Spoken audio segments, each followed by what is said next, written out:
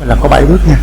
Bước thứ nhất là gặp mặt để lấy cái đề bài, thứ hai là đi khảo sát, thứ ba là chúng ta làm công xếp, thứ tư là chúng ta gặp mặt trao đổi và sửa chữa, thứ năm là chúng ta vẽ kỹ thuật, triển khai kỹ thuật, thứ sáu là giám sát, và thứ bảy là chúng ta vẽ hoàn công nha.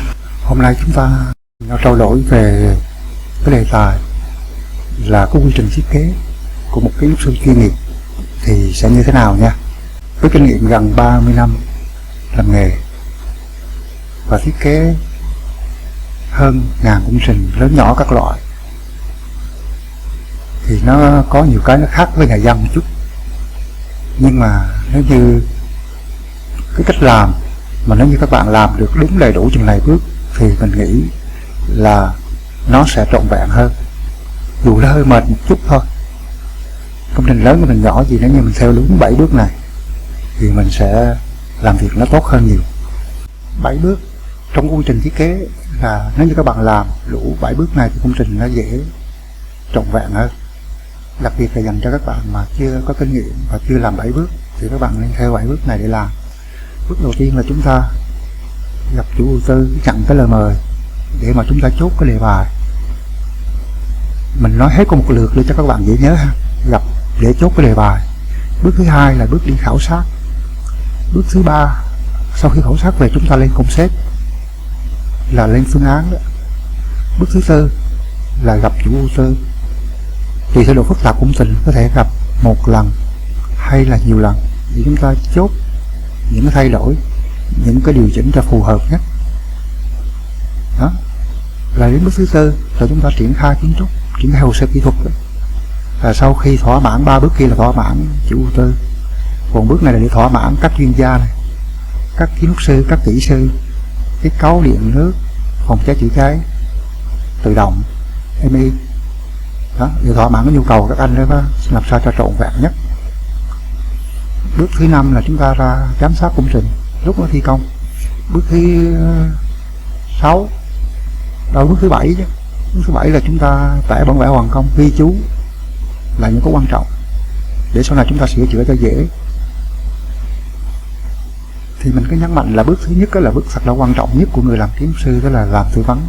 Là bước thứ nhất, chúng ta phải làm sao biết được cái phong cách sống, cái thói quen, cái cuộc sống của cái gia đình đó như thế nào, ai là người chủ chính, người chủ phụ, rồi các người con, các người ở trong cái nhà đó, từng người một, họ thích cái gì, tuổi gì, để mình thiết kế phù hợp. Và mình ghi chú lại cái đó thành một cái đề bài nha, để lưu mình làm từ đầu tới cuối. Và bước khảo sát đó, những công trình lớn là nhiều khi công trình nó phức tạp, mình phải đi đo lại, đo lại về kích thước. Mình sử dụng flycam để mình bay trên cao, mình biết được cái giao thông, ở đâu có hồ, ở đâu có núi, nhiều khi có núi, có đồi, có hồ nước nữa. Cái đó rất quan trọng, nó ảnh hưởng tới cái khí tiên thiên và khí hậu thiên của công trình. Còn các công trình nhỏ ở trong thành phố thì thường chúng ta khảo sát nó sẽ ít mệt hơn, bởi vì chúng ta dựa vào cái sơ đồ và trên Google Maps này cũng đã có sẵn rồi đó. Còn tới bước mà vẽ concept thì thường những dự án lớn thì người ta sẽ thuê những công ty nước ngoài. Còn mình thì mình có thể thuê kiến trúc sư trong nước, nhưng mà phải chọn cho đúng người có kinh nghiệm, có trải nghiệm thì họ làm. Mình sẽ không có rủi ro nào đáng tiếc sau này dẫn đến sửa chữa rất là tốn kém. Mình làm lần một nó rẻ hơn, nhưng mà khi sửa lại chi phí nó mắc hơn rất là nhiều lần. Bước thứ năm là mình vẽ kỹ thuật đó, đúng không?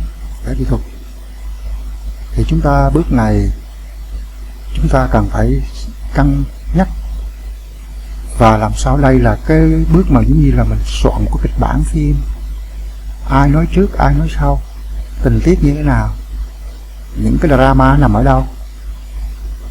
Tức là những cái anh kỹ sư đó, mỗi anh sẽ đòi hỏi một cái về cái quy trình của anh, về kỹ thuật.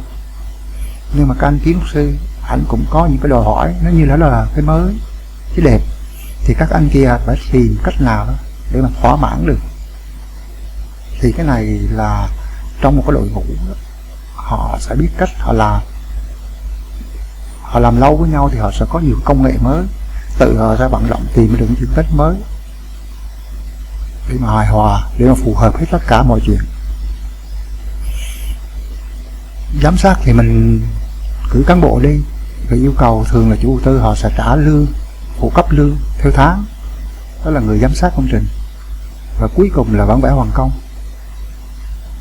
là chúng ta ghi chú là những cái quan trọng để sau này, nhiều khi mấy chục năm sau đâu có ai nhớ đâu, ngay cả mình cũng không nhớ.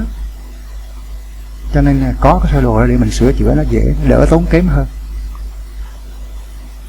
Và cái chi phí cuối cùng là cái chi phí. Chúng ta nên chọn một cái công ty có uy tín, riêng cũng được, thiết kế riêng, xây dựng riêng, hoặc là thiết kế xây dựng trọn gói thì nó rẻ hơn một chút. Thì những cái đơn vị đó với cái giá bây giờ vật liệu nó năm 2025 thì bây giờ vật liệu nó tăng.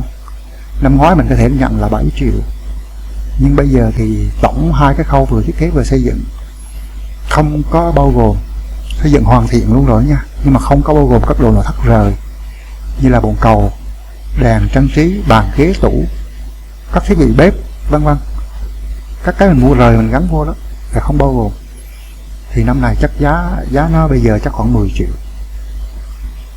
mét vuông thì chúng ta mới xây dựng hoàn chỉnh một căn nhà mơ ước của mình được, và làm đúng quy trình 7 bước như thế này thì căn nhà đương nhiên nó sẽ chất lượng.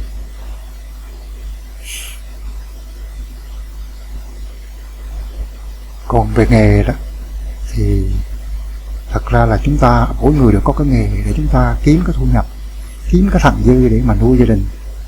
Ngay cả chúng tôi là chuyên gia đây chăng nữa vẫn phải vướng, làm việc vẫn phải đau đầu nhức óc, uống Panadol thường xuyên. Thì nếu như quý vị mà tự làm cái này cũng được, nhưng quý vị làm nó sẽ trục trặc và xảy ra vấn đề sẽ nhiều hơn những người chuyên gia. Thì tại sao chúng ta không nhường cho họ làm, để chúng ta làm công việc của mình nó sẽ tốt hơn, đúng không? Chúng ta tạo ra những cái của cải, những cái thặng dư, những cái công việc của mình nó sẽ tốt hơn. Để tiết kiệm thời gian của quý vị, xưa đến bây giờ thì mình chốt là có 7 bước nha. Thứ nhất là gặp mặt để lấy cái đề bài, thứ hai là đi khảo sát, thứ ba là chúng ta làm công xếp, thứ tư là chúng ta gặp mặt trao đổi và sửa chữa, thứ năm là chúng ta vẽ kỹ thuật, triển khai kỹ thuật, thứ sáu là giám sát, và thứ bảy là chúng ta vẽ hoàn công nha. Hy vọng các bạn làm đủ 7 bước đó thì đảm bảo công trình nó sẽ có chất lượng. Quý vị hãy like, share để cho nhiều người có thể cùng xem video này. Hẹn gặp lại quý vị và các bạn ở các chuyên đề tới. Thank you, bye bye.